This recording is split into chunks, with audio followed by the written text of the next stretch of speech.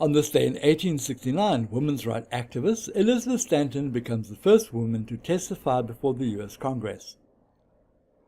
On this day in 1921, the British submarine HMS K5, which was equipped with steam turbines, sinks with 57 crew members during exercises in the Bay of Biscay. The Republic of Turkey is declared in the remnants of the Ottoman Empire on this day in 1921. On this day in 1936, Edward VIII becomes the King of England upon the death of his father, King George V. In December the same year, Edward abdicates the throne to marry American divorcee Wallis Simpson, and his young brother, George VI, becomes king.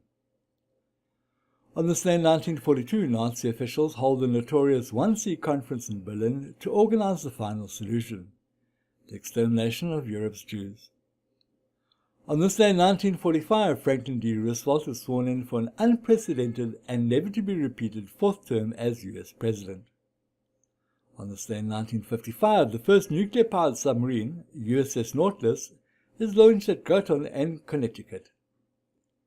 On this day in 1980, President Jimmy Carter announces a U.S. boycott of the Olympic Games to be held in Moscow. 52 Americans held hostage in Iran for 444 days are finally freed on this day in 1981. And on this day in 1982, heavy metal musician Ozzy Osbourne bites the head off a bat on stage in Des Moines, Iowa. And let's have a look at a couple of birthdays. Joy Adamson, Austrian naturalist and author of Born Free, was born on this day in 1910. DeForest Kelley, the actor who played Dr. McCoy in Star Trek, was born on this day in 1920.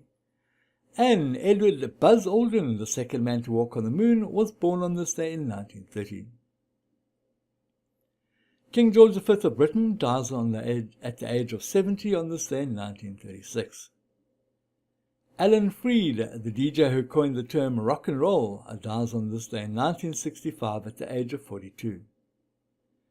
Johnny Weissmuller, the US swimmer who won 5 Olympic gold medals and who would go on to star as Tarzan, dies at the age of 79 on this day in 1984. And finally, screen legend Audrey Hepburn dies at the age of 63 on this day in 1993. And finally, on this day in 1879, a British force under Lord Chelmsford established their camp on the slopes of a hill called Inchlangewana. 2 days later, they were attacked and overwhelmed by a Zulu force. Thanks for watching. Please remember to subscribe to our channel and tune in tomorrow for another This Day in History.